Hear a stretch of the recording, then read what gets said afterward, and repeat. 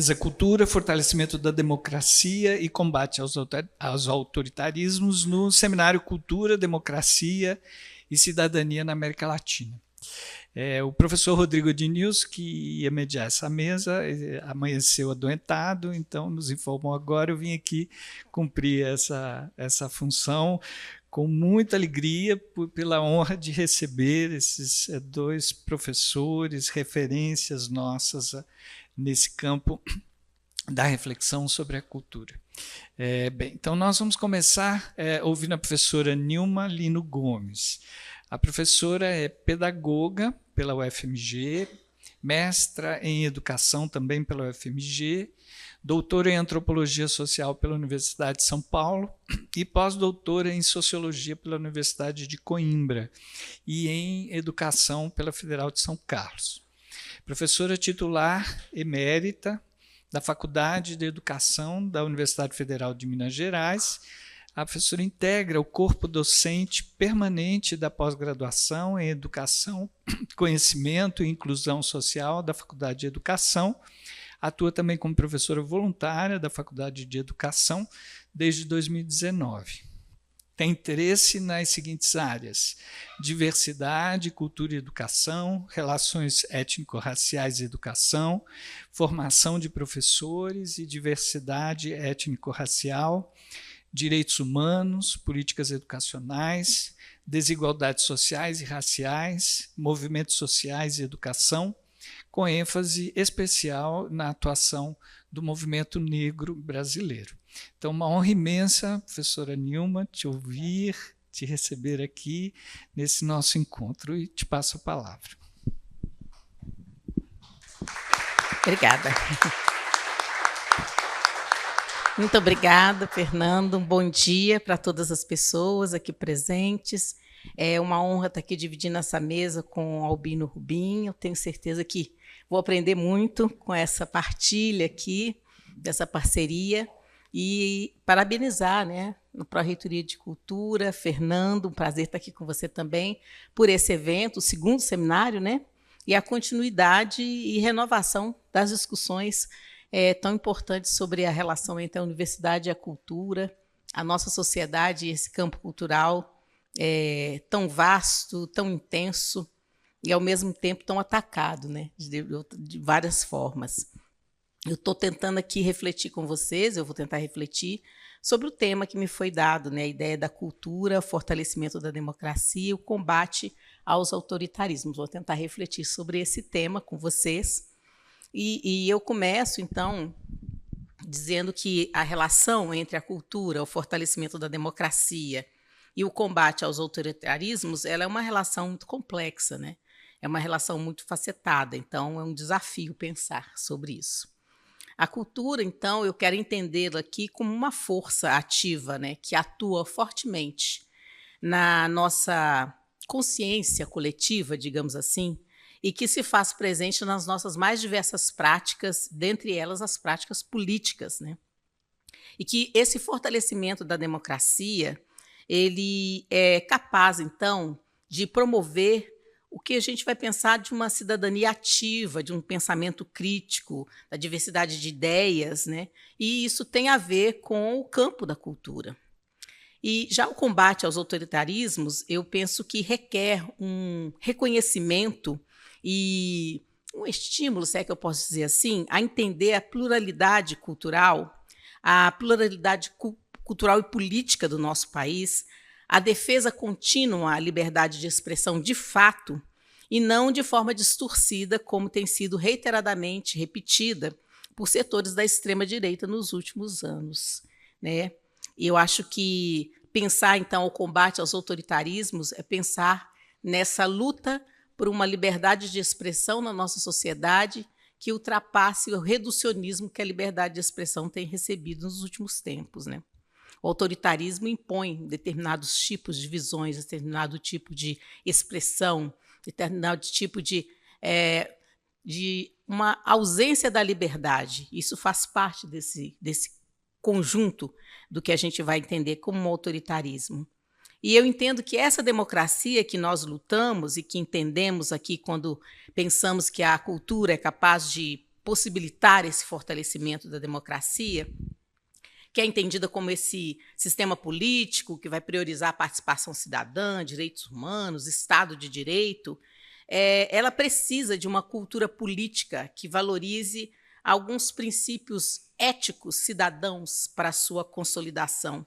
Princípios esses que têm sido atacados também ultimamente. E nesse contexto eu vou entender que a cultura ela é mais, como todos nós sabemos, do que as manifestações, as expressões, né, as práticas, mas a cultura ela pode ser um vetor de força e de transformação política, da forma como eu a entendo. Então, as práticas culturais que vão fomentar diálogo, participação pública, elas podem ser impulsionadoras de um engajamento mais democrático na sociedade. Eu estou entendendo que as festas populares de norte a sul do país, manifestações políticas, a música, as artes, o cinema, o teatro, a dança, a cultura hip-hop, a cultura do funk, do samba, dos saraus, dos slams, as expressões de religiosidade popular, as pinturas corporais e a arte plumária indígenas são exemplos de práticas culturais que promovem, sim, na minha opinião, a construção de uma memória rica, uma memória coletiva, o fortalecimento das identidades e reconhecê-las e respeitá-las é agir num campo da cultura que entende essa cultura como uma força motriz, essa cultura como vida.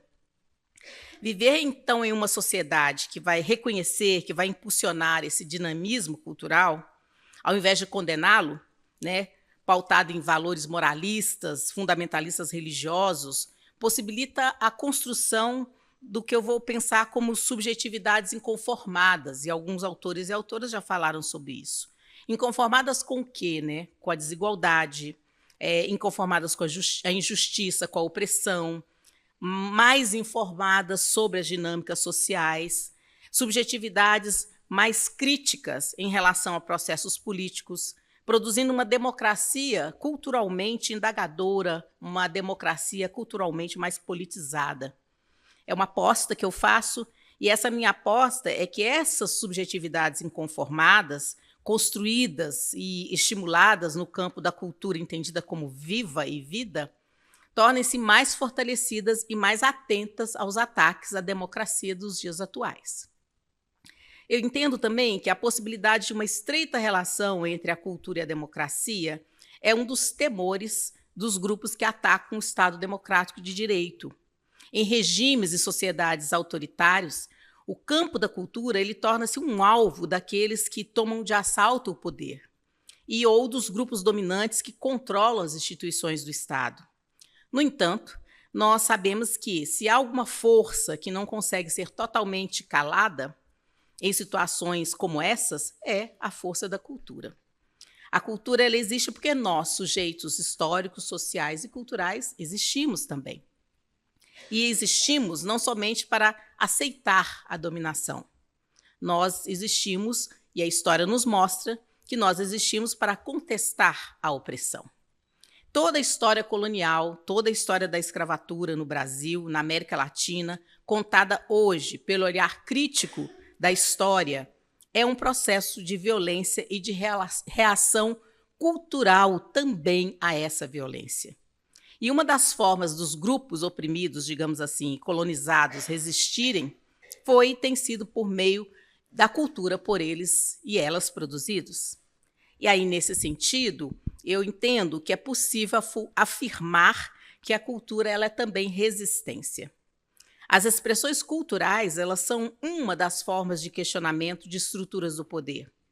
Em períodos de grande repressão política, como durante as ditaduras militares na América Latina ou o próprio regime apartheid na África do Sul, a arte e a literatura foram utilizadas para desafiar e subverter a narrativa oficial, expondo as contradições e os abusos de poder.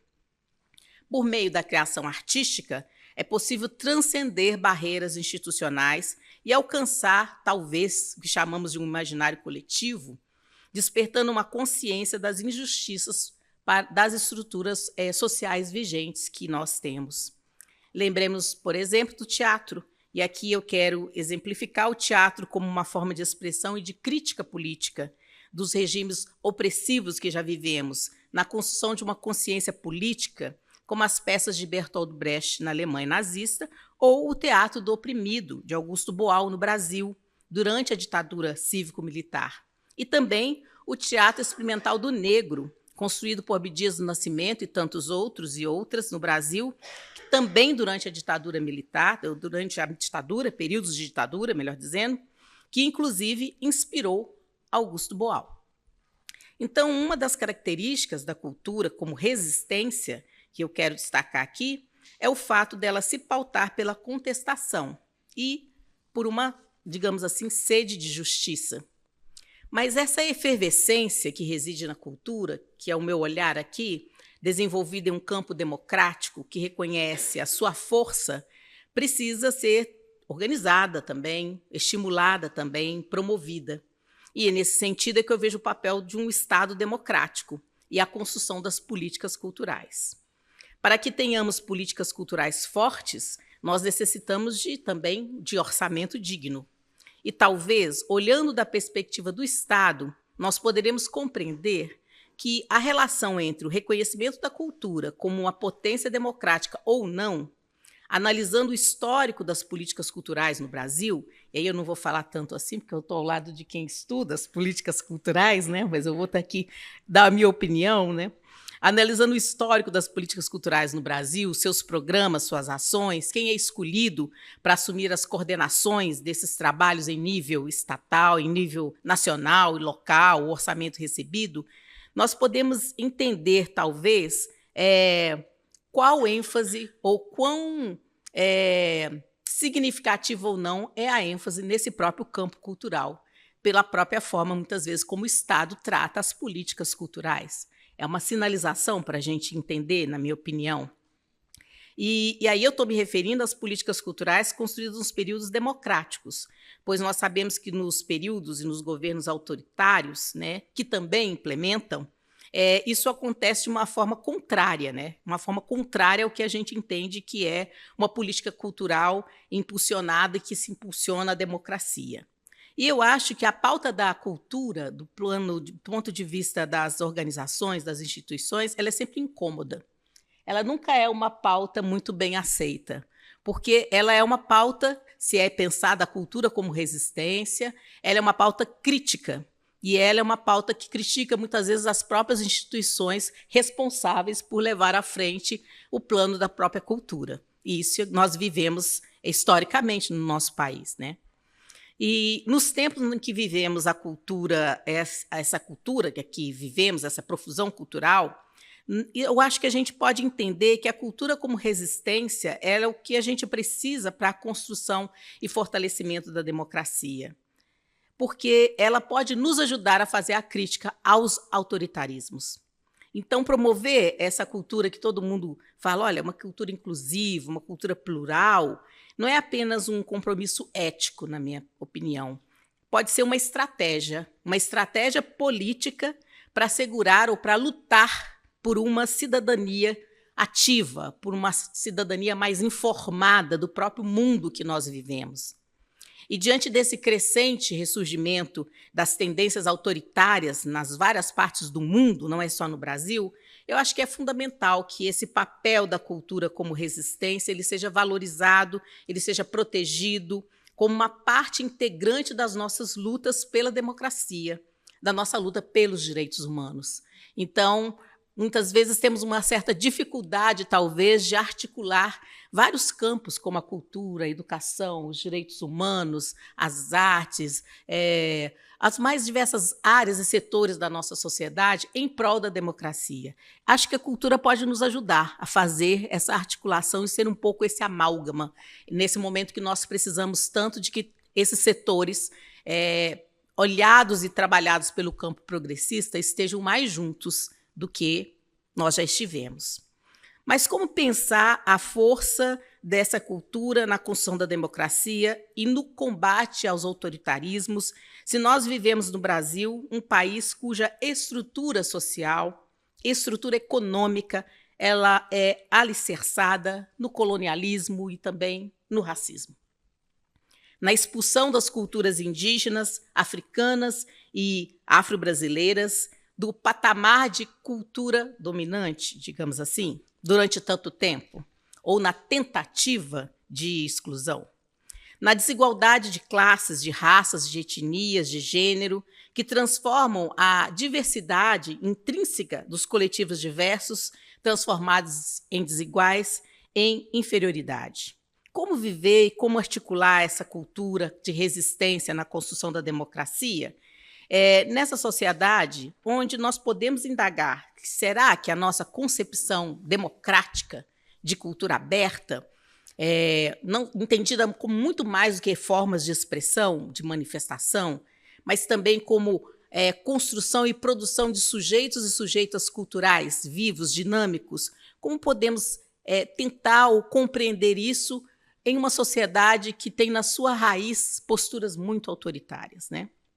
Será que essa nossa concepção democrática de cultura como resistência, que eu quero chamar a atenção aqui, será que ela dá conta, por exemplo, do atual uso da cultura digital para a propagação dessas fake news que estão alastrando nas nossas vidas e têm levado crianças, adolescentes e jovens a um consumismo exacerbado, a um individualismo exacerbado, inclusive a casos de suicídio? Será que essa nossa concepção e a nossa ação vai até aí?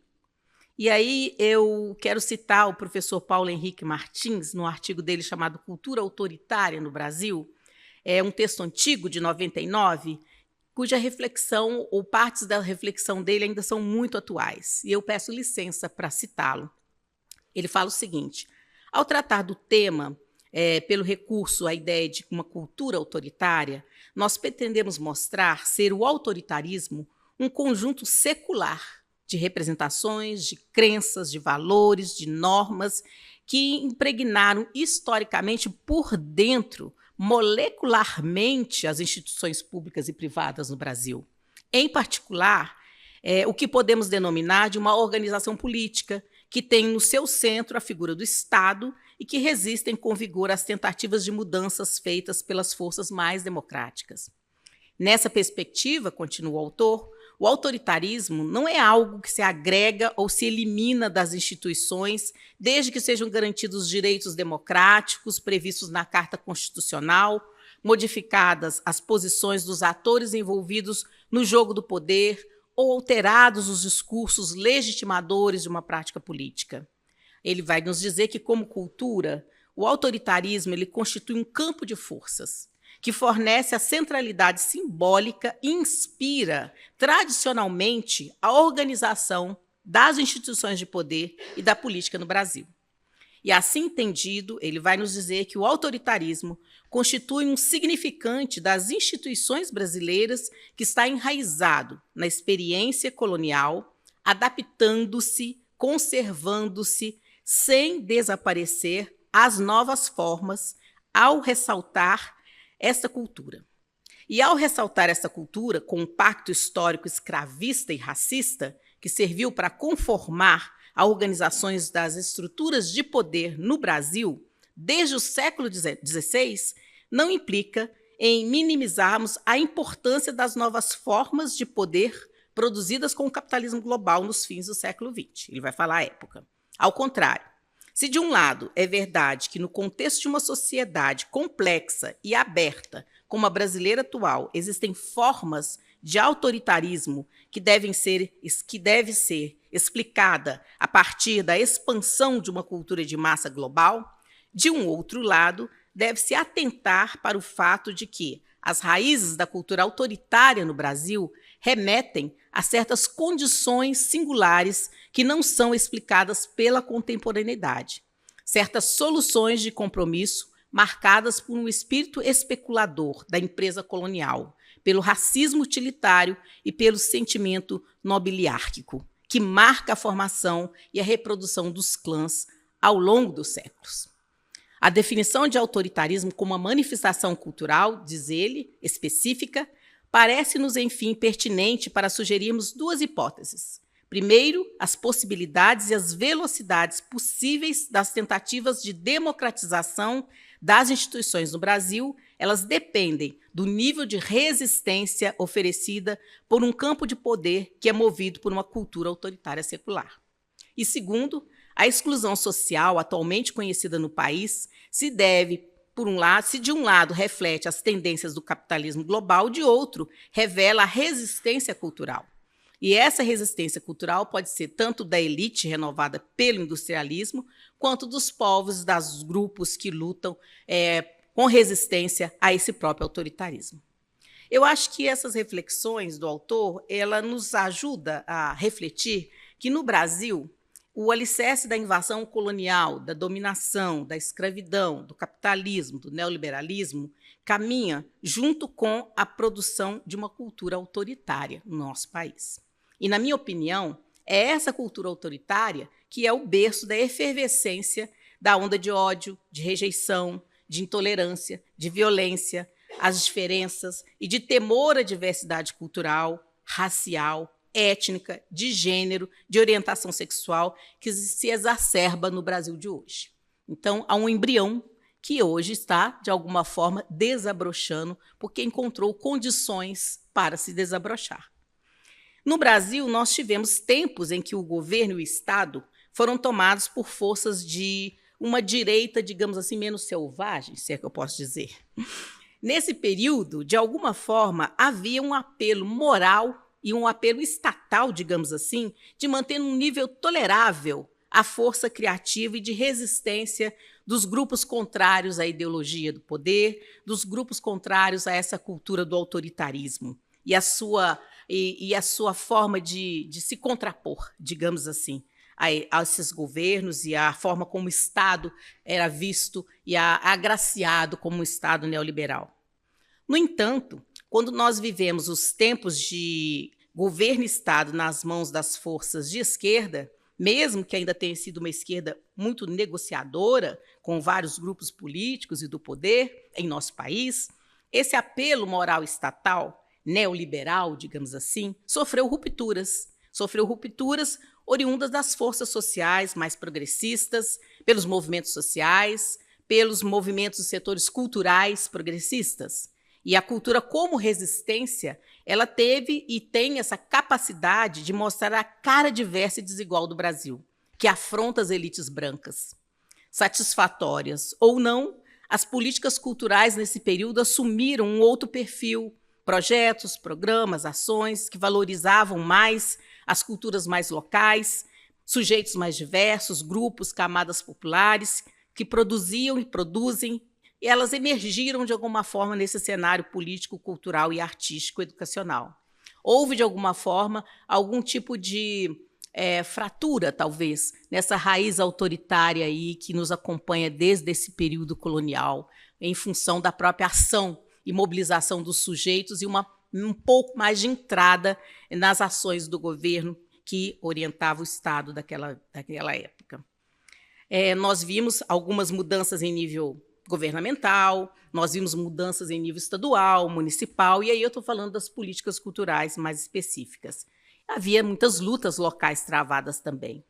Mas, nos anos de desgoverno que nós vivemos, com a ascensão da extrema-direita e do fundamentalismo religioso de mercado, que eu costumo chamar, a cultura de resistência, que é essa forma, como eu entendo que se construiu e se produziu na contramão da cultura autoritária, nos dizeres do Paulo Henrique Martins, ela foi fortemente atacada. Não somente aí nós pensando no plano da política, com a extinção do ministério, com a extinção de outros setores, como também nós vivemos uma tentativa ideológica de impor novamente o que já aconteceu na era Vargas, o que já aconteceu na ditadura cívico-militar, que é a volta da censura a tudo que era considerado contra os interesses dos grupos dominantes, reacionários, a tudo que era utópico no sentido do esperançar, do Paulo Freire, e não conseguiram acabar justamente que o esperançar é muito mais amplo do que a mera utopia, como as pessoas costumam dizer, a tudo que era insubmisso, indagador, de livre expressão, de manifestação da diversidade, tudo que era distinto de uma moralidade cristã produzida, então, por esses grupos que tomaram o poder. Então, nesse momento, a arte foi muito importante, a cultura, de um modo geral, foi muito importante. E esse autoritarismo, que imerso na cultura no Brasil e que foi fortemente destacado nesse período de desgoverno, ele é desvelado. E uma forma da gente desvelar pode ser, quem sabe, retomando um pouco o pensamento do Roberto da Mata, quando ele vai chamar a atenção de que aqui no Brasil nós temos uma cultura fundada no mito das 3 raças, as 3 raças formadoras. E mais, a gente tem uma cultura fundada também, né? Essa cultura nossa, ela é também fundada, essa cultura autoritária que eu quero dizer, ela é fundada naquela separação que parece que é quase não explícita no Brasil, mas na hora que as disputas acontecem, ela é muito mais explicitada, que é essa separação, a casa e a rua, a casa grande e a senzala. Sempre que a cultura autoritária se impõe, essas relações aparecem, essas dicotomias elas aparecem. Então, atualmente, nós vivemos o quê? Tempos contraditórios, eu diria. Nós vivemos tempos mais democráticos hoje, do ponto de vista do governo, que assume a liderança do Estado desde 2022, das eleições, e nós vivemos, ao mesmo tempo, tempos muito menos democráticos do ponto de vista da atuação de outras forças, né, de outras forças progressistas também. Porque nós temos uma eclosão, cada vez mais, de forças reacionárias, de forças fundamentalistas, que faz com que isso seja uma grande tensão e que isso coloque em risco a nossa democracia. Então, ao mesmo tempo que podemos ter esperanças mais democráticas, nós temos também um grande grupo, e vimos as eleições municipais, os resultados, que falam para nós que, olha, essas forças democráticas, elas não estão com tanta vez assim, que tem outras formas de pensar o Brasil, e são formas autoritárias de pensar o Brasil, que não querem largar a mão desses espaços de poder. Principalmente porque hoje se vem politicamente representado em várias instituições de poder no nosso país, né? Então, nesse sentido, eu acho que esse é um processo muito complexo, muito confuso por vezes, que a gente vive num campo de tensão e de disputa entre a cultura como expressão de vida, de resistência, produzida e vivida pelos sujeitos sociais, movimentos sociais, culturais, artísticos, políticos, pela produção de um conhecimento crítico na universidade, pelo campo da ciência, de uma ciência comprometida com a democracia, e uma cultura autoritária, impregnada no nosso imaginário social, na nossa estrutura, nessa dimensão do nosso inconsciente coletivo, estimulada pelas fake news, por lideranças religiosas de certos ramos cristãos, neopentecostais e católicos, alimentada pelos partidos políticos de extrema-direita e de direita.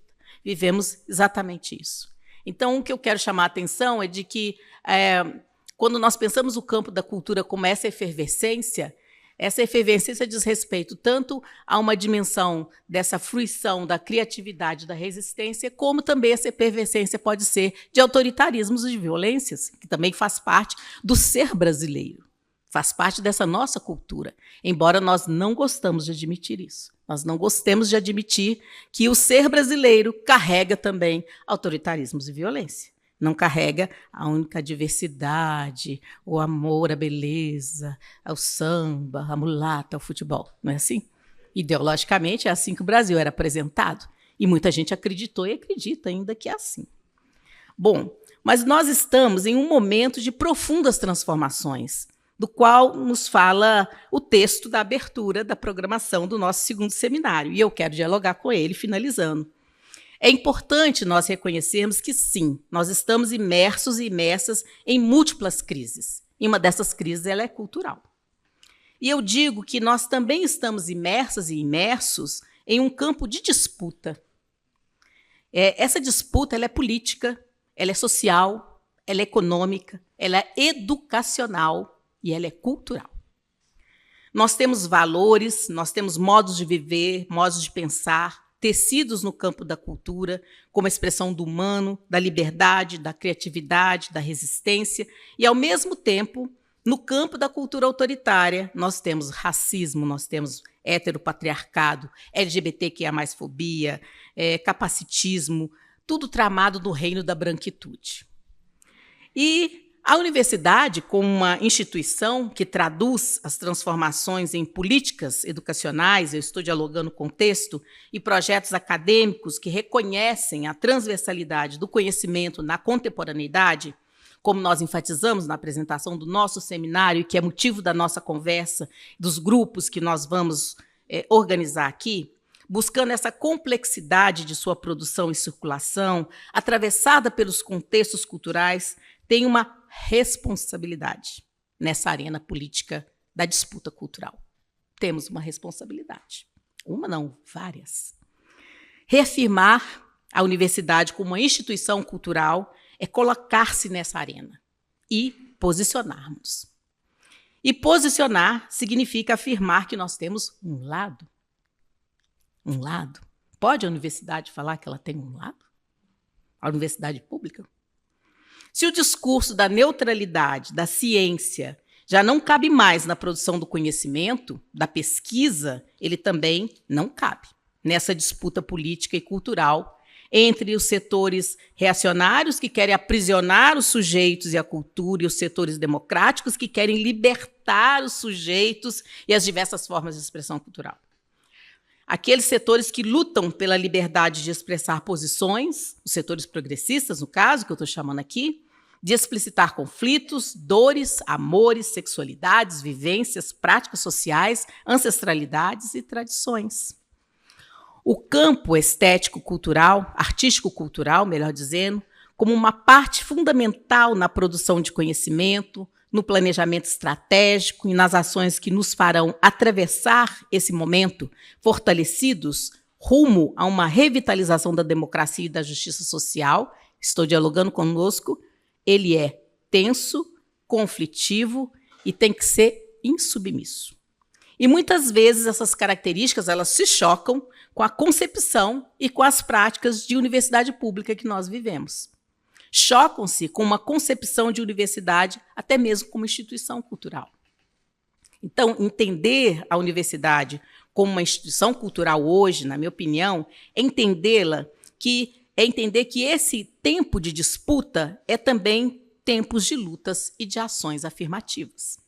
E não dá para fazer qualquer discussão sobre cultura e universidade hoje, em especial nas federais, sem considerar que desde o início dos anos 2000, e mais precisamente 2014, com a Lei 12.711, a chamada Lei de Cotas Socio-Raciais, e a Lei 12.990, a Lei de Cotas para negros no concurso público, nós somos uma instituição, universidade pública e a federal, principalmente, que implementa ações afirmativas e que recebe nesse campo acadêmico sujeitos e sujeitas oriundos de escola pública, pobres, negros, indígenas, quilombolas, com deficiência, o que possibilita também uma maior presença de pessoas LGBTQIA+, de mulheres mães, entre outros. Nós somos também uma instituição que paulatinamente vem aumentando a diversidade no corpo docente com professores negros, negras e indígenas. Se nós reconhecemos a presença desses sujeitos e que essa presença ela impele mudanças na forma de produzir conhecimento, nas formas acadêmicas, curriculares, na assistência estudantil, nos perfis étnico-raciais, de gênero, de sexualidade, nós sabemos que também circulam entre nós valores, modos de viver, de pensar, tecidos no campo da diversidade cultural. A presença desses sujeitos, dessas sujeitas diversas, com as suas culturas, indaga a cultura institucional das nossas universidades, com seus saberes, suas corporeidades, seus pensamentos, suas ações. Então, isso é mais do que inclusão social. É a presença da diversidade racial, étnica, de gênero, de classe, de sexualidades, por direito, no campo do conhecimento. E isso rompe ou fere com a cultura do autoritarismo, que também está nas nossas instituições. Será que esse contexto, então, minha pergunta, tem nos levado, como universidade pública contemporânea, à renovação do nosso compromisso com a abertura epistemológica? Os campos da cultura e das artes, em suas singularidades, são parte importante desse movimento de abertura, porque são constituídos pelos sujeitos e pelas sujeitas diversos nas suas formas mais diferentes de produção cultural, de artes, de conhecimento. Diante disso, será que a universidade pública da atualidade caminha ou encaminha outras possibilidades para a compreensão dos nossos impasses e para apontar outros modos de ver e viver o mundo? Alternativas para a disputa entre cultura autoritária do nosso país e o que se faz também presente nos setores das nossas próprias universidades, que é uma forma autoritária de ver a ciência e uma forma autoritária de compreender quem é sujeito e sujeita de ciência. Quem pode fazer ciência? São questões para a gente pensar. E são questões que eu espero que sejam debatidas e discutidas aqui, nesse seminário. Que nós consigamos apontar caminhos, né, alternativos, discutir sobre isso, porque apesar de nós vivermos em tempos mais democráticos, comparado com o que nós vivemos do desgoverno de 2016 a 2022, nós ainda estamos em tempo de democracia e risco. Esse é meu jargão ultimamente. Nós estamos em tempo de democracia em risco ainda. E os ataques à democracia, eles são também ataques à liberdade de viver plenamente a cultura ou as culturas diversas. São ataques à diversidade cultural, pois os autoritarismos visam a homogeneização, a padronização, a criação de mitos fundacionais. A disputa entre a cultura autoritária e a cultura como resistência está no centro das relações de poder. E a universidade está também no centro das relações de poder.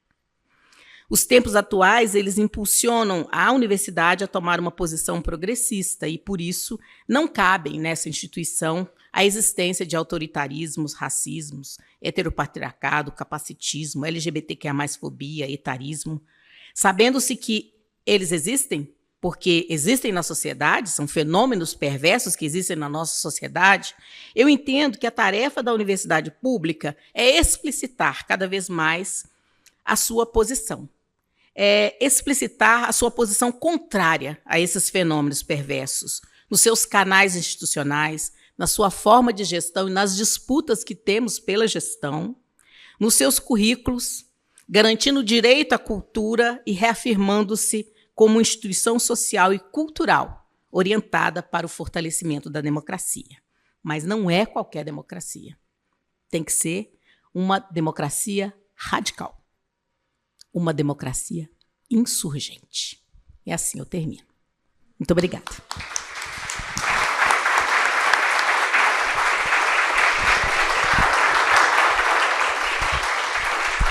Muito bem, começamos muito bem, provocados aqui por essa reflexão, né, de pensarmos para dentro também, né, Nilma?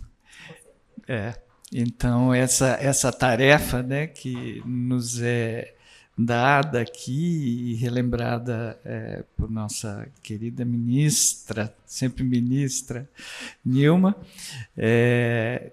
que pretendemos, né, continuar desenvolvendo. Então, vamos passar também agora a palavra para o professor Albino Rubim e apresentá-lo aqui rapidamente. Eu sei que ele não gosta de ser apresentado com mini-bios, mas o professor Albino Rubim, da Universidade Federal da Bahia, é professor de pós-graduação, da pós-graduação em Cultura e Sociedade da UFBA, doutor em Sociologia, pós-doutor em Políticas Culturais, um dos 3 coordenadores do Grupo de Trabalho Cultura e Políticas Culturais do Conselho Latino-Americano de Ciências Sociais, a CLACSO, editor da coleção Cult, e ex-secretário de Cultura do Estado da Bahia, autor de inúmeros artigos e livros, e atualmente também coordenador da pesquisação Agentes Culturais Democráticos. Então, passo a palavra aqui para o Albino, para a gente continuar essa mesa que tanto nos estimula e nos provoca. Bom dia. Eu queria, inicialmente, também agradecer ao UFMG, ao professor Fernando Mencarelli, pró-reitor e amigo, parabenizar esse belo seminário, esse belo e instigante seminário, saudar todos os colegas latino-americanos, por óbvio, incluídos os brasileiros, que são latino-americanos também, saudar a colega de mesa Nilma Costa pela bela intervenção que coloca para mim um grande desafio, né? Então vamos começar a refletir um pouco sobre a temática. Eu vou ser um pouco disciplinado, na verdade, não vou ser tão preciso como Nilma foi. Não sei, eu tive alguma dificuldade de organizar essa exposição por questões pessoais. Minha esposa fez uma cirurgia recente, nada grave, uma cirurgia de joelho, que requer muitos cuidados. Então, isso eu estou dando uma desculpa de imediato, que eu não vou participar do restante do seminário, que eu tenho de voltar para cuidar dela também, né? E isso também afetou Então, desculpem se a exposição for um pouco desordenada. Eu queria começar pelo contexto internacional. Nós vivemos hoje um embate aberto entre mundos possíveis, né? Um mundo unipolar e um mundo multipolar. O mundo unipolar nós conhecemos. Ele é marcado pelo império e pelo império das guerras. Esse nós conhecemos. O mundo multipolar é um grande desconhecido. Ele pode ter configurações as mais distintas, configurações muito interessantes em termos de democratização da governança do mundo, e pode ter também alternativas bastante desastrosas. Então, é o desconhecido. A questão nossa é, entre o desconhecido e o que nós conhecemos, talvez seja melhor sempre apostar no desconhecido, né? Porque o que nós conhecemos não é nada alvissareiro, é um período de grandes guerras, muitas guerras e intervenções sistemáticas do Império, né? Então, esse é o contexto internacional. Nós vivemos hoje, nesse contexto também, embates abertos, mundo afora, entre autoritarismos e democracias. Autoritarismo aqui sob várias feições, né? Neofascismos, neoliberalismos, fundamentalismos, opressões, que se entrecruzam, né? E democracias com poucas feições, porque há uma hegemonia da democracia representativa. E talvez essa hegemonia seja tão forte que nós tenhamos o título no singular, né? Nós não estamos falando aqui de democracias, mas estamos falando de democracia no singular. Eu quero discutir um pouco isso depois, mais adiante.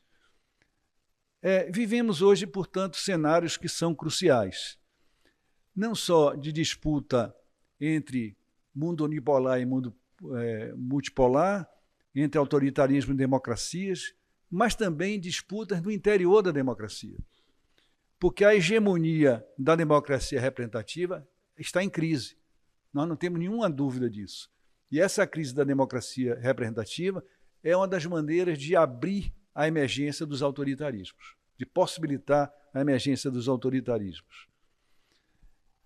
Então, eu queria citar uma frase de Gramsci, que é um autor que eu prezo muito, mas que tem circulado bastante essa frase, inclusive inspirado alguns autores a trabalhar sobre isso, que é aquela frase que diz o seguinte: claro, ele escreveu essa frase em outro contexto, mas um contexto muito brutal e dilacerante no século XX, né? A frase é a seguinte: o velho desmorona e o novo ainda não pode nascer. Nesse claro escuro, os monstros aparecem. A tradução aqui final, ela varia um pouco, eu preferi essa dos monstros aparecem, porque o que aparece para a gente, ultimamente, são monstros. Portanto, nós vivemos hoje momentos de dúvidas, de incertezas, de inquietudes, violências e conflitos, inclusive conflitos bélicos. E o mais emblemático deles, sem dúvida, é o genocídio que hoje acontece na faixa de Gaza, e agora estendido à parte do Líbano. Esse genocídio é extremamente grave porque os valores civilizatórios que foram construídos e os valores democráticos estão sendo jogados na lata do lixo da história. O tempo presente, portanto, é um tempo de disputas. Né? É um tempo tenso de disputas. Aqui uma frase do Carlos Drummond, aqui em homenagem aos mineiros. Carlos Drummond disse assim, num livro chamado A Rosa do Povo, ele disse: esse é um tempo de partido, tempos de homens partidos. E o contexto latino-americano? Né? Claro que esse contexto latino-americano é sobredeterminado por esse contexto mundial. Nele, nós vivemos também embates entre democracias e autoritarismo. A trajetória da democracia na América Latina tem sido pendular, para utilizar uma expressão, né, inspirada em Leonardo da Vinci. Entretanto, nesse contexto latino-americano, surgiu algo novo. Eu queria destacar esse algo novo que surgiu, que eu acho que é importante. Através de uma pesquisa que eu faço hoje para o CNPq, minha pesquisa no CNPq, que é sobre políticas culturais na América do Sul, e também do convívio com colegas do GT de Cultura e Políticas Culturais da Claxon, que tem alguns deles aqui presentes, eu queria dizer da alegria de estar encontrando esses colegas aqui. Algo novo surgiu. O que é esse algo novo que surgiu na América do Sul, na América Latina? Todos os governos progressistas, democrático, progressista à esquerda, eles chegaram ao poder por vias democráticas. Todos. Em eleições que aconteceram durante todo esse início de século, século XXI. Não por outros procedimentos como a esquerda tentou, os setores democráticos muitas vezes tentaram. No entanto, vários desses governos e experimentos foram derrotados por golpe das classes dominantes. Eu lembro o golpe de Honduras, do Paraguai, do Brasil e da Bolívia. Né? Além de várias tentativas de golpes que não deram certos. Eu lembro Venezuela, eu lembro Brasil novamente, o que Fernando já lembrou do 8 de janeiro, fatídico 8 de janeiro de 23. Em suma, o que eu quero dizer, qual é a novidade? Os setores progressistas de esquerda assumiram cada vez mais as regras da democracia. O que não é simples, porque a esquerda nem sempre foi democrática, certo? Aliás, a tradição da esquerda é não democrática, né? Então, isso significa uma mudança importante. No entanto, ao contrário disso, o que aconteceu com as classes dominantes da América Latina, e eu diria talvez no mundo, é ao contrário, há um retrocesso na adesão à democracia, mesmo a democracia liberal. Tá? Eu queria falar duas coisas sobre o Brasil nesse contexto. Né? Eu juro que não vou falar muito. Mas duas coisas que me tocaram muito em relação ao contexto brasileiro. Não são singularidades do Brasil, mas eu acho que são coisas que, quando as coisas te tocam, você tem que dizer. Eu queria destacar a produção do ódio e do medo como condição para os autoritarismos. Eu diria, o tema do ódio e do medo é um dos temas mais importantes que nós temos de estudar hoje, né? Porque eles viabilizam a ascensão da extrema-direita. A extrema-direita só vive onde tem ódio. Ódio é um combustível para a extrema-direita. Existe um professor, colega meu lá na universidade, Emiliano José, que ele trabalhou sobre essa relação comunicação e política, e ele cunhou uma noção que é paradoxal e, ao mesmo tempo, precisa, que é a noção jornalismo de campanha. É paradoxal porque jornalismo, em princípio, não deve ser de campanha, deve ser outra coisa. Mas o jornalismo do Brasil é jornalismo de campanha. Veja, essa expressão ela é muito interessante para entender o que aconteceu no país. Tomemos o exemplo de Lula. Foram 50 capas de revistas semanais contra ele, 680 manchetes de primeira página contra ele, 13 horas do Jornal Nacional da Rede Globo contra ele, além de uma infinidade de outros meios. Né? Essas reportagens, entre aspas, certo?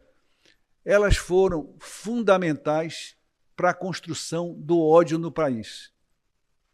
A construção do ódio a Lula, a construção do ódio ao PT, com episódios os mais diversos que aconteceram. Por exemplo, Chico Buarque ser abordado e xingado por um bolsonarista chamado de viado, né? Eu não sei se todos lembram desse episódio.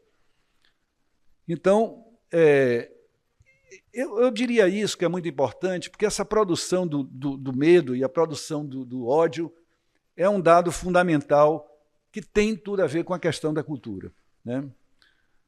É claro que eu não estou aqui reduzindo a produção do ódio e a produção do medo apenas à mídia, aos meios de comunicação, não quero fazer isso de maneira nenhuma. Mas eu acho que é extremamente importante que a gente agende como um tema importante de nossas pesquisas, nossos estudos, nossa compreensão, como é possível se produzir tanto ódio e tanto medo. E as universidades nesse contexto, né? Esse é o eixo-chave desse encontro, as universidades, né? Então, as universidades estão nesse cenário de disputa entre mundo unipolar e mundo multipolar, entre autoritarismo e democracias, entre concepções diferentes de democracias, certo? Aí emerge uma questão que, para mim, eu acho que Nilma já colocou muito claramente, como as universidades devem enfrentar tais contextos, desafios e disputas. As universidades não podem fingir que isso não existe, né? Então, eu aqui vou dar um mergulhozinho na questão da democracia, porque eu falei para vocês que dessa disputa de democracias. Nós vivemos hoje, claramente, uma crise da democracia liberal representativa, certo?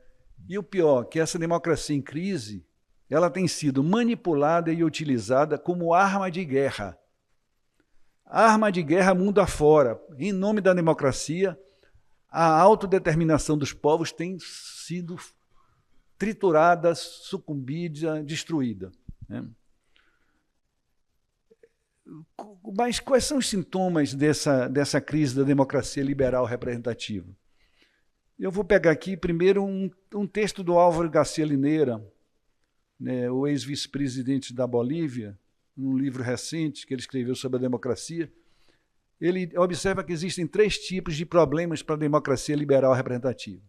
Primeiro, aquilo que ele chama o obstáculo epistemológico liberal, porque o liberalismo concebe a sociedade composta de indivíduos isolados e, portanto, tem dificuldade de compreender a composição coletiva e a dinâmica da vida social. Primeiro ponto. Segundo ponto, a igualdade liberal formal, né? Que é na verdade, uma igualdade abstrata, que silencia as desigualdades, né? Inclusive as desigualdades de condição de participação política que são vitais para a democracia. E terceiro ponto, ele coloca a tendência crescente à oligopolização das classes, do poder pelas classes dominantes. A gente vai voltar a isso também. Existe um texto do Marcelo Moreira, ele faz um retrospecto dessa questão da crise da democracia, e a partir desse texto e de outros textos, eu tentei sistematizar aqui quais são os problemas imanentes da democracia representativa hoje, né? Primeira questão, ela tem uma tipologia limitada. A democracia representativa inibe possibilidades de democracia participativa e direta. Para os brasileiros presentes, vou dizer o seguinte: vocês lembram quando o governo Dilma foi enviado ao Congresso Nacional uma lei da participação social e que essa lei foi bloqueada no Congresso Nacional? E trata-se disso. Então, a democracia representativa bloqueando formas de democracia participativa. Uma representatividade limitada, porque um dos problemas que existem hoje é a famosa crise de representação, de representatividade. Os representantes, eles se tornam distantes dos representados e dos interesses dos representados. Isso é um problema sério para a democracia representativa. A extensão limitada da democracia. A democracia, ela se realiza em cidades e países, com todos os limites disso, onde ela se originou, nas cidades dos países, mas ela tem uma dificuldade muito grande de ser estendida à governança mundial e aos organismos supranacionais, né? Não é por acaso que se fala tanto na questão da reconfiguração da ONU, né? Da questão da... A envergadura é limitada.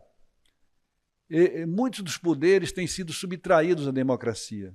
E para nós brasileiros, e talvez para os colegas latino-americanos, um dos exemplos clássicos é a questão do Banco Central, né? Da chamada autonomia do Banco Central, que retira da democracia, né, do governo da democracia, toda a política monetária do país, né? Então, essa subtração de elementos de poder à democracia é outro problema sério, porque a democracia deixa de governar uma série de... A amplitude limitada. A democracia que nós conhecemos como democracia representativa, ela é uma democracia que se reduz ao governo e ao Estado. Ela não se aplica ao resto da sociedade. Ela não perpassa os vários poderes que estão presentes na sociedade. Ela não abarca empresas, por exemplo, né? E, por último, uma efetividade limitada. A democracia não tem conseguido garantir direitos para todos, né, que era talvez a promessa mais importante da democracia. Pelo contrário, a democracia representativa hoje, em muitos casos, ela está suprimindo direitos, né? Se não bastassem esses problemas que são inerentes à própria democracia representativa, existem outros que agravam ainda mais esse quadro. Esses outros decorrem do entorno capitalista que envolve a própria democracia. A concentração gigante de poder nas empresas, que nós chamávamos até um tempo atrás de multinacionais, né, dada ao liberalismo. A expansão e a concentração do poder comunicacional, né, que essas gigantes de comunicação, de redes de comunicação, que hoje estão colocados mundo afora. O fortalecimento do poder militar a partir da indústria bélica, né? Muitas das guerras que nós vivemos têm um pé, certamente, nesse peso, nessa importância da indústria bélica. Outros, como, por exemplo, a expansão do poder religioso, fundamentalismos para toda parte, né, fundamentalismo de várias religiões, né, dos protestantes, fundamentalismo católico, islâmico, né, por aí vai. A concentração do poder no judiciário, certo? E várias outras que não interessam. Então, nós temos aqui uma situação bastante grave da democracia, né?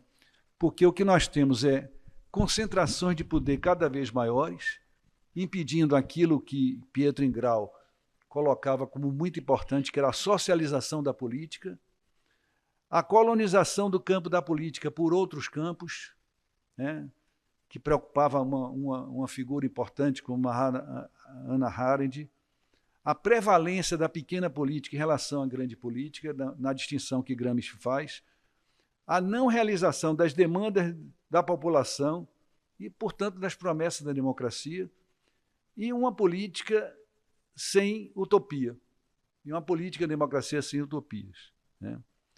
E aqui eu queria propor uma noção que me parece interessante, que é a noção de uma democracia ampliada, né? Nós estamos discutindo aqui que há uma disputa também no seio da democracia. Há uma disputa importante hoje, que é de um lado, a disputa entre democracia e autoritarismo, democracias e autoritarismo, e há uma disputa no interior do campo da democracia. Nós não podemos ficar prisioneiros da ideia de democracia enquanto democracia representativa. Temos que avançar nisso, porque se nós ficarmos prisioneiros da ideia de democracia representativa, ela não é barreira à ascensão da extrema-direita. Então, nós temos que fazer uma discussão séria sobre a questão das democracias e avançar nesse sentido, né? Uma democracia ampliada, que ela amplie e consolide os direitos e valores políticos, com eleições não só para o executivo, o legislativo, mas também para o judiciário. Eu não sei se vocês acompanham o que aconteceu na Bolívia, onde o judiciário passou a ser eleito, e a discussão que acontece hoje no México, que é uma discussão importantíssima de democratização do poder judiciário. A recuperação das áreas do Estado que foram subtraídas à política e à democracia. A extensão da democracia para organismos multilaterais de governança global. A combinação entre modos presenciais e remotos de democracia e de fazer política. Parêntese. A política foi desenvolvida, foi novamente desenvolvida na modernidade, né? Diferente da política grega lá para trás. E na modernidade, a política ela foi fundamentalmente ancorada em uma sociabilidade que era a sociabilidade moderna, onde havia a prevalência dos espaços presenciais. Parlamentos, comícios, passeatas, né? Todos são elementos de manifestações presenciais da política. O que nós vivemos hoje é uma política que cada vez mais tem que combinar dimensões presenciais com dimensões remotas, dimensões virtuais. Eu não gosto muito da palavra virtual, não, me incomoda um pouco, mas... Então, essa política, essa democracia ampliada, ela tem de combinar essas duas coisas, porque, afinal de contas, a sociabilidade contemporânea é uma sociabilidade que combina cotidianamente o presencial e o remoto, né? Eu escrevi até um texto que a pandemia nos tornou contemporâneos, né?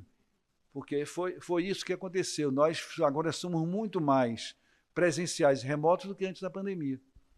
E isso é uma característica, que eu diria assim, da sociabilidade contemporânea.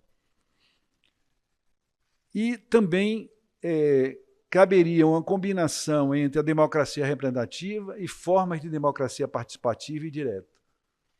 Aqui não há algo que vamos substituir a democracia representativa. Não, a democracia representativa não basta, né? E a imaginação de dispositivos novos que possam garantir uma representação que seja virtuosa. Se vocês me perguntarem quais, eu não sei, mas que isso é preciso, que os representantes não podem se descolar dos representados da forma que acontece hoje, né? Tá. Então, eu vou correr aqui, vou pular algumas coisas, porque eu queria, na verdade, falar das conexões entre democracias, culturas e universidades, né? Vejam, a democracia, a cultura e as universidades têm alguns valores em comum, e que não são poucos e desimportantes.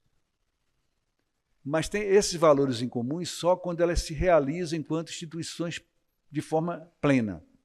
Elas não estão dadas imediatamente. Que valores em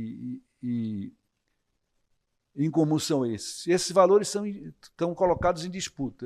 Eu queria falar de alguns deles, talvez não dê para falar de todos. Liberdades, pluralismos, diversidades, laicidade. Vamos começar com liberdades, né, que é tão caro aqui aos mineiros e a bandeira de Minas Gerais. A liberdade são um valor utópico para as universidades, para a vida universitária, para a cultura e para a democracia. A rigor, não existe democracia, universidade e cultura sem liberdade, né? É um valor, portanto, fundamental. Não quer dizer que esse valor se realize, esteja realizado, né? Porque eu falei, é um valor em disputa. Mas as liberdades, portanto, sem elas, as democracias, as culturas, as universidades não se realizam em plenitude.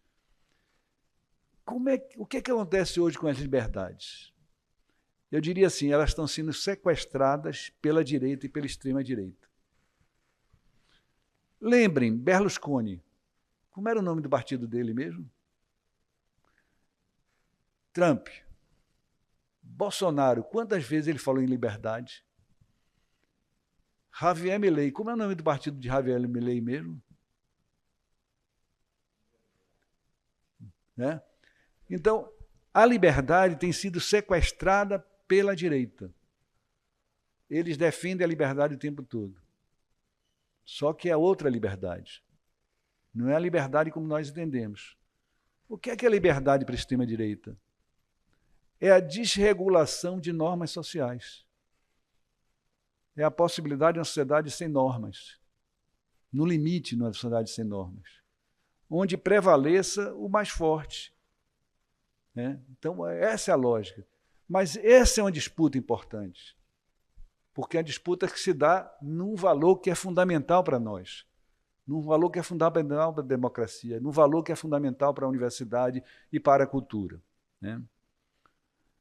É claro que essa liberdade, tal qual entendida por eles, ela se dá no nível da aparência e, portanto, no nível da ideologia, como Adorno pensa sempre que a ideologia é a prisão ao mundo das aparências. Né? Então, mas essa é a luta fundamental no mundo que nós vivemos. Como também a questão dos pluralismos é outra... o pluralismo, hoje, ele está ameaçado por várias... Ele está ameaçado, por exemplo, pela prevalência ainda hoje do pensamento único, né, que teve uma força muito grande e hoje tem menos, pelo extermínio do que esses autores de extrema-direita chamam do marxismo cultural. Essa expressão, inclusive, é cunhada por eles. Não é? Né? O marxismo cultural é o quê? O amálgama de pensamentos críticos, do marxismo gramsciano, do marxismo da escola de Frankfurt, do pensamento feminista, das lutas do pensamento antirracista. Tudo isso junta é o marxismo cultural que eles querem derrotar. Né?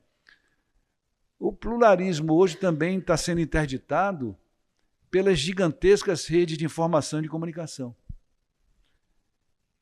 Vide, para os brasileiros, eu não sei falar dos latino-americanos, vive a cobertura do que acontece em Gaza hoje pela mídia brasileira. É absolutamente unilateral. Ouvimos os dirigentes israelenses falar da sua versão o tempo todo e ponto. Né? Então, o pluralismo é fundamental, porque é essencial para a universidade, é essencial para a cultura e é essencial para a democracia. Eu poderia dizer as mesmas coisas sobre a diversidade, né? Eu acho que Nilma falou bem aqui sobre a questão da universidade, a questão dos diálogos, porque para nós, da cultura, das universidades, da democracia, diálogos são fundamentais. Né? Sem diálogos não existe democracia, não existe cultura, não existe universidade. E o ódio é um elemento de interdição dos diálogos. Né? O ódio bloqueia diálogos. Eu vou pular também. Agora, um outro elemento que eu acho fundamental é a laicidade. Porque nós estamos vendo, mundo afora, uma emergência de pensamentos fundamentalistas, certo? E a laicidade é a base, na verdade, de uma perspectiva de democracia, de universidade, de pensamento livre. Né? E aqui... quando eu estava preparando esse material, eu estava lendo um livro sobre Spinoza e teve algo que me chocou profundamente. Eu não sei se vocês sabem, aos 23 anos, Spinoza foi expulso da comunidade judaica. E nesse livro transcrevia o documento desse ato. O documento dizia assim, eu peguei algumas partes só para vocês verem o que é violência e ódio. Com a ajuda do julgamento dos santos e dos anjos, nós excluímos, caçamos, amaldiçoamos, execramos Spinoza, sabei que vós não deveis ter com Spinoza nenhuma relação escrita ou verbal, que ninguém permaneça no mesmo teto que ele, e que ninguém leia nenhum dos seus escritos. Isso é algo para um jovem de 23 anos. Né? Então, veja, é impossível que, com esse nível de ódio, você tenha ódio religioso. Nós temos que tornar cada vez mais as universidades, a democracia e a cultura instituições laicas. Né? Só para terminar, já estou aqui. É porque eu falo devagar, eu não consigo falar rápido. O baiano é meio lerdo mesmo. Veja, eu queria só falar da universidade enquanto instituições culturais, né? O professor Urbano Sidoncha, que esteve aqui o ano passado conosco, ele tem insistido muito que as universidades devem ser eminentemente culturais, né? Eu queria propor que esse deve ser o ideal da universidade, ser uma instituição eminentemente cultural. Mas falta muito para que as universidades sejam eminentemente culturais. Porque as universidades se reconhecem enquanto instituições de formação profissional. As universidades se reconhecem enquanto instituição científica. Mas eu não sei se as universidades se reconhecem efetivamente por sua estrutura, de seus comportamentos, suas atitudes, como instituição efetivamente cultural. Porque, para isso, elas precisariam ter políticas, planos, institucionalidades no campo da cultura, certo?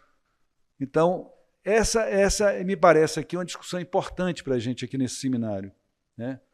Transformar as instituições universitárias, não só em culturais, porque todos nós concordamos que elas são culturais, mas elas precisam ter eminentemente culturais, né? Essa é uma boa disputa. E, por fim, aqui é por fim mesmo, a relação dessas instituições com a questão da democracia. Vejam, nós falamos de valores compartilhados, dos 5 valores compartilhados ali que eu elegi. Mas, por exemplo, universidades e cultura têm valores compartilhados que são muito importantes para a democracia. Que valores são esses? A cultura e a universidade são casas da imaginação, da criação, da invenção, da inovação. Esses valores são fundamentais para a democracia. São fundamentais para a democracia por quê? Porque não existe democracia, não existe política efetiva, a não ser a pequena política, como Gramsci dizia, mas a grande política, ela exige utopias, ela exige pensamentos futuros e, portanto, ela exige criatividade, invenção. E nós, do campo da cultura, e nós das universidades, temos muito a oferecer nesse sentido, muito a dar nesse sentido. Eu tinha anotado até uma citação aqui de Bertolt Brecht, mas aí eu vou pular, porque não tenho mais tempo para isso. E E o que a democracia pode oferecer para as universidades e para a cultura? Né? Essa seria uma boa pergunta. Sem democracia, as democracias precisam permear as culturas para afastar as culturas das tentações autoritárias, porque eu acho que Nilma apontou bem, culturas são também autoritárias. Muitas vezes nós, do campo da cultura, achamos que as culturas são sempre emancipatórias, né? Que a arte é sempre emancipatória. E não é verdade. Como qualquer coisa humana, ela é perpassada por contradições. E, portanto, as democracias são vitais para nos afastar dessa tentação autoritária na cultura.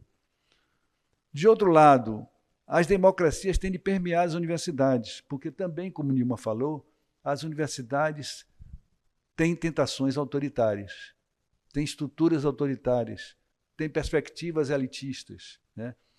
E, portanto, sem democracia nas universidades, ela é impedida de desenvolver os seus valores próprios, né? E eu queria destacar uma coisa que Nilma também colocou, que eu acho que é muito importante. A experiência no Brasil das cotas universitárias não só democratiza, porque as pessoas têm acesso às universidades, que as universidades no Brasil eram extremamente elitistas, incluindo as públicas, né? Eram praticamente para as classes dominantes. Nós temos agora uma outra universidade, né? 50% das pessoas da universidade é uma outra gente. Essas pessoas, como a Nilma colocou muito bem, trazem outras culturas para o interior da universidade. Então, nós temos um desafio imenso, que é conviver com essas culturas, lidar com esse pluralismo cultural, com essa diversidade cultural, né? Não são só as pessoas que vêm, elas vêm com suas culturas, né? E eram culturas que a universidade pública brasileira não tinha, porque a universidade era absolutamente elitista, né? E termino agora com a frase do cineasta gaúcho, que tem belas imagens, que se chama Jorge Furtado. Ele diz o seguinte, eu só faço uma correçãozinha na frase dele. Ele diz assim, fazer cultura, ele diz é combater, mas eu não gostei da palavra combater e tirei. Porque fazer cultura é estar sempre nas fronteiras do impossível. Fazer política é expandir sempre as fronteiras do possível. Não é linda essa frase? Então, termino com essa frase.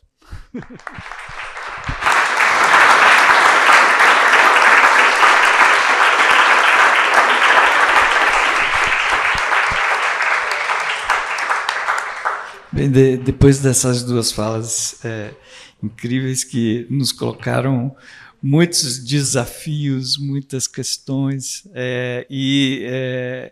um pouco exprimidos aqui pelo tempo, pela nossa agenda, eu tenho uma sugestão a fazer, que esse encontro, que é essa mesa de Nilma e Albino, que eles possam pelo menos comentar o outro, ou dialogarem um pouco, sem que a gente possa, eu tenha tempo hábil para abrir esse debate, uma vez que continuaremos ao longo desses dias e podemos explorar essas questões. No entanto, eu tenho um comentário que diz respeito a essa crise, né, que está apontada, acho que nas duas falas, porque talvez é como João César, que vai estar aqui amanhã conosco, vai falar, João César, ele diz assim, nossa democracia ela não incluiu pelo menos 80% da população. E aí ele cita o exemplo do Rio de Janeiro. 80% da população do Rio de Janeiro está sob a lei do tráfico e das milícias. Então não há espaço, não há presença, né, democrática. Da mesma maneira, pensando por outros motivos e por outras falhas, a nossa inclusão ela ainda é falha. A gente tem um estudantado que já tem mudado de perfil, mas a gente tem um professorado que lentamente se transforma, né? Então, nossas limitações talvez também tenham colocado em xeque a credibilidade da nossa democracia e, por outro lado, estrategicamente, a direita, a extrema-direita, vem ocupando esse espaço pequeno, democrático, né, por entender que esse também é um caminho aí para minar a democracia por dentro, né? Mas, enfim, queria passar a palavra para vocês, ou para desenvolverem um pouco mais os pensamentos, ou para dialogarem, e dizendo que houve uma pergunta aqui pelo YouTube, que também vou trazer, incluindo aí nossos participantes que estão online, que foi para Nilma, uma pergunta da Vanessa. Ela diz o seguinte, vivemos fortes processos de demonização do corpo nu. Recentemente tivemos censura à arte que expõe o corpo nu, inclusive na Escola de Belas Artes da UFMG. Você pode falar a respeito? Então, essa rodadazinha aqui entre vocês, aproveitar o encontro e devolver a palavra para vocês.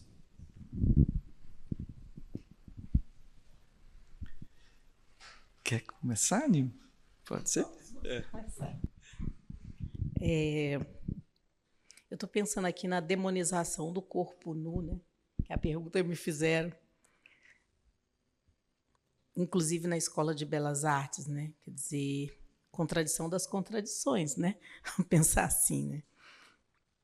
Eu acho que, não sei, eu acho que a pergunta é muito profunda. Eu não sei se eu consigo agora expressar tudo que ela me toca, mas eu penso que é uma demonização do corpo e da livre expressão do corpo que a gente vive hoje, sabe? Quando eu falava aqui da questão dos autoritarismos e falávamos nós dois, né, da questão da extrema-direita, de como elas esses grupos têm se apossado, digamos assim, das nossas sociedades, de setores das nossas sociedades, vem daí um apelo, como eu falava, moralista, que passa por um encobrimento, né, de tudo que possa ser expressão de liberdade, como Albino estava falando. E eu acho que a ideia da corporeidade e do corpo nu, nesse caso, ela traz em si, né, subjacente essa ideia de uma liberdade expressa na própria corporeidade. E imagine, pode ser alguma coisa muito simples, digamos assim, como uma aula em que se está fazendo uma pintura, não é isso? E aprendendo-se a desenhar o corpo, e aí você precisa de modelos humanos para o corpo humano, como esculturas, etc. Pode ser uma coisa que, para nós, é algo mais técnico, né? Simples de se fazer, algo próprio do campo, mas quando você vive uma sociedade onde nós estamos sendo, digamos assim, confrontados e estamos sendo atacados, inclusive, nessa sociedade, a um fechamento a tudo que é liberdade, a tudo que é a ideia da liberdade, a tudo que é a ideia de expressão de diversidade. Nós temos setores assim que estão politicamente hoje representados.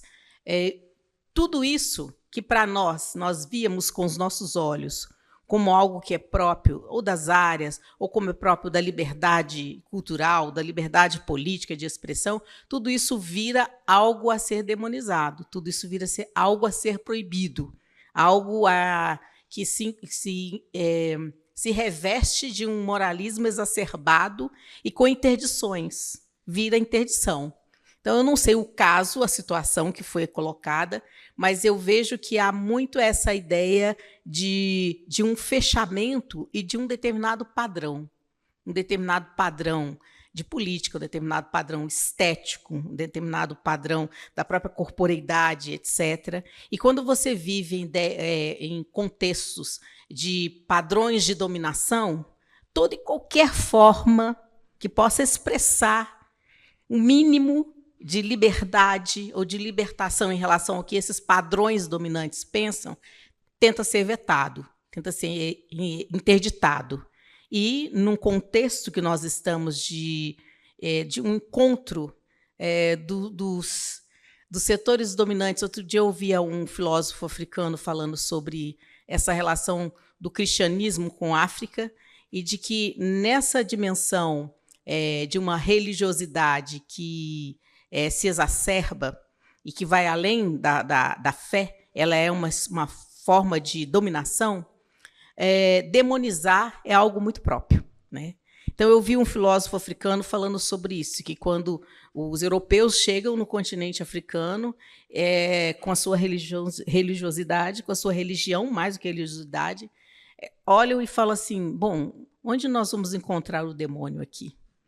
Era preciso ter o demônio, preciso ter o medo, senão a religião não pega, a religião não consegue impregnar as mentes, os corações. E aí encontra-se a figura de Exu, que é a liberdade, que é a comunicação, que não é essa prisão da sexualidade. Encontra na figura de Exu e fala, aqui encontramos o demônio. E aí demoniza-se Exu, e é o que nós vivemos até hoje, não é isso? Nas religiões de matriz africana, no próprio continente africano, com as suas religiosidades, essa ideia da demonização. Então, acho que a demonização ela vem por aí. Encontra-se, então, a nudez. Ela pode ser o Exu encontrado para, então, interditar o nu, né?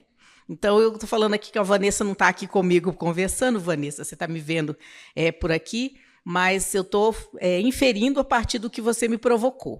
Claro que a gente podia falar outras coisas. E no caso do Albino, eu fico pensando, anotei aqui, porque eu estou construindo, tentando construir o conceito de democracia insurgente, que eu terminei com ele. E eu estou tentando construir as características do que é essa democracia insurgente que eu estou pensando, que ela é radical. Quando você fala da democracia ampliada, eu fiquei vendo na democracia ampliada alguns elementos que eu posso trazer para pensar essa democracia insurgente. E o que eu queria que você falasse um pouquinho mais sobre ela, que acho que vai nos ajudar e me ajudar no caso, é pensando em quais espaços essa democracia ela é criada. Porque na representativa liberal que nós temos, há pouco espaço para a gente fazer isso. Então, na democracia participativa, eu vejo mais espaço para a gente fazer isso. Mas como é que você está pensando essa ideia da democracia ampliada, né? De onde ela vem, os setores, dos movimentos sociais, culturais, porque algo nós precisamos construir mesmo como uma alternativa para essa democracia liberal representativa que aí está, que já não representa mais setores das lutas, né? Tem representado outros setores, né? Os empresariais, os fundamentalistas, etc, etc. Para eles, talvez, se a gente falar da ampliação da democracia, eles não vão gostar. Mas no nosso caso, aí eu queria te ouvir um pouquinho mais sobre a democracia ampliada.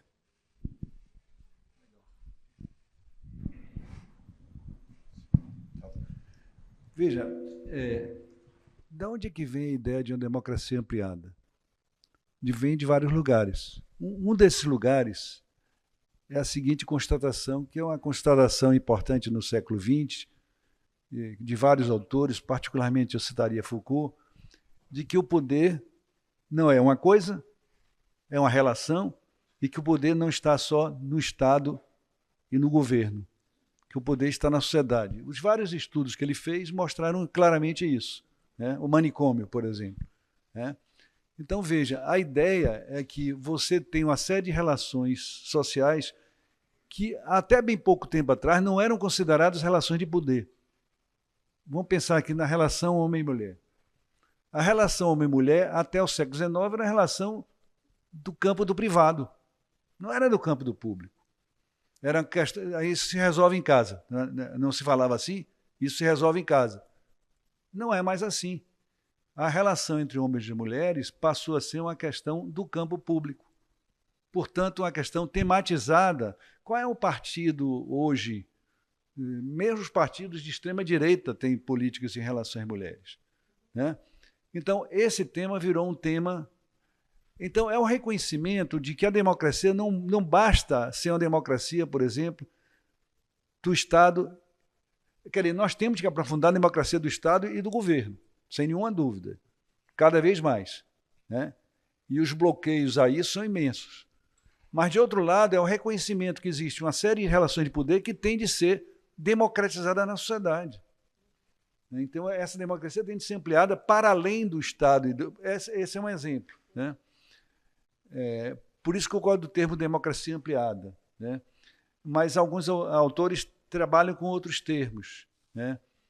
E também, uma outra coisa, por exemplo, Lineira fala da incorporação de determinadas formas democráticas. Ele fala das democracias comunitárias, né? Que ele está pensando muito na Bolívia, que são formas democráticas que não são semelhantes às formas de democracia representativa e que são simplesmente abandonadas. A hegemonia da democracia representativa ela é perversa porque ela exclui do campo das possíveis democracias tudo o resto, né? Essa que é o dilema. Eu acho que nós temos de tornar a democracia, por isso que eu prefiro a palavra democracias. Não é que a gente vai destruir a democracia representativa, não é essa a perspectiva. É fazer com que ela funcione melhor e que ela não seja a única democracia. Esse que é o problema, né? É a única e inibe todas as outras. Democracias participativas, por exemplo. Eu acho engraçado aqui no Brasil, no campo da cultura, nós temos conferências, nós temos conselhos de cultura. As próprias pessoas que participam dessas instituições não reconhecem aquilo enquanto instância de democracia participativa. Quer dizer, é fundamental que se reconheça. E outra coisa, é fundamental que se amadureça a democracia participativa, porque a democracia representativa, para ela chegar onde chegou, ela levou séculos, né? Quer dizer, desde a Revolução Inglesa, a Revolução Francesa, a Revolução Americana até hoje, é séculos de democracia representativa, né? Que fez avançar e criou também uma série de distorções, né, na sua contradição. A democracia participativa é uma coisa recente, então ela precisa ser amadurecida para que as suas experiências corrijam equívocos, né? Então, esses são elementos fundamentais, né? Agora, eu diria assim, nunca desprezar a questão do Estado também. Exemplo concreto, uma discussão que aconteceu aqui no Brasil em relação ao programa Cultura Viva. Não sei se os colegas latino-americanos acompanharam isso. O Cultura Viva acho que todo mundo conhece, né? Não desconhece.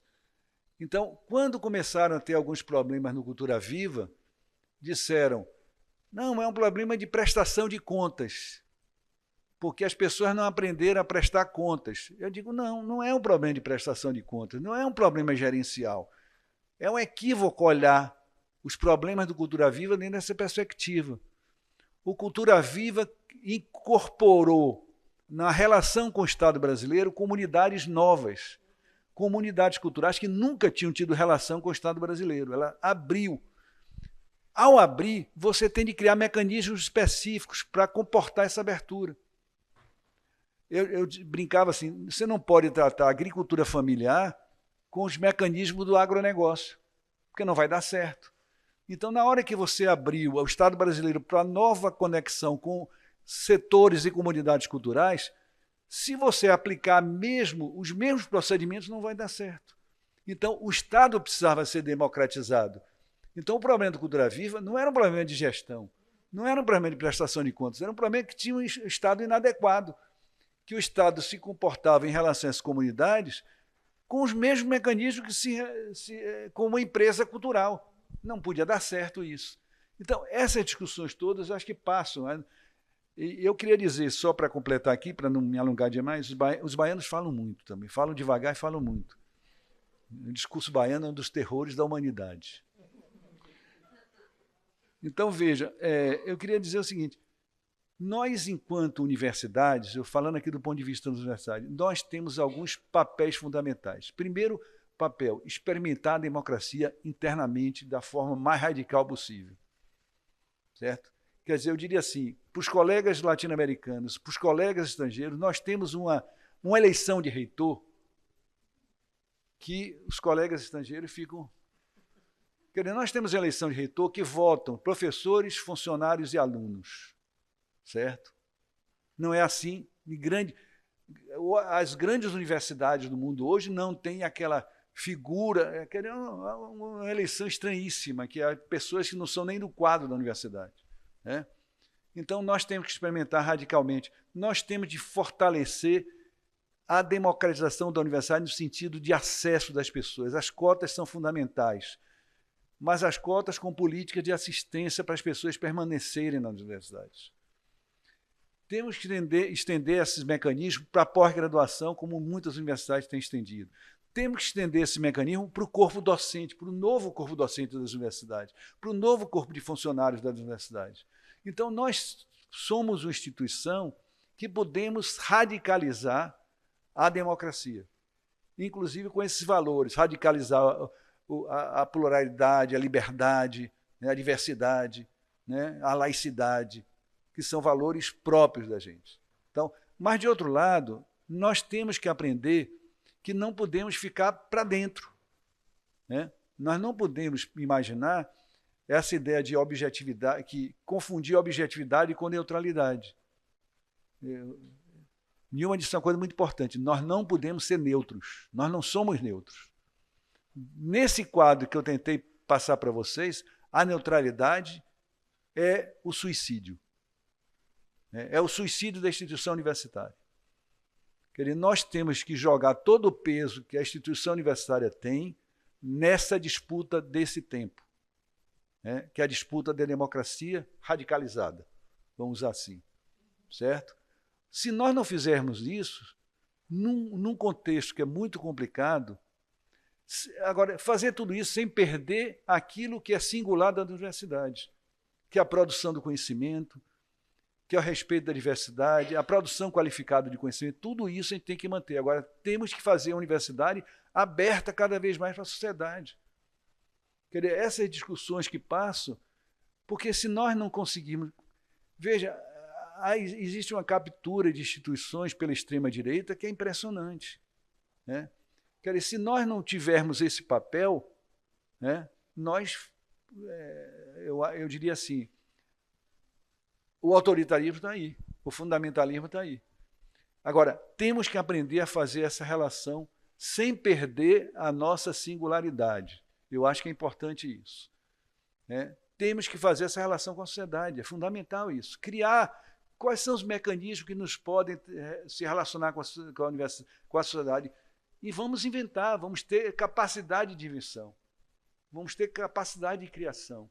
Né? Nós não somos uma instituição para isso, vamos fazer isso, né? E criar conexões. Né? Da mesma maneira, por exemplo, que foi criado o programa Cultura Viva, que eu acho que é um programa sensacional nesse sentido, né? Que programas nós podemos criar? Que conexões nós podemos criar? E todas essas discussões que estão aí colocadas, a gente tem que enfrentar essas discussões. Nós não podemos mais ser um biomo fora da sociedade. Né? É isso. Beleza. A gente fez uma agenda bem puxada para nós mesmos, né? Então, nós vamos, então, acho que encerrar essa mesa linda, forte e provocadora.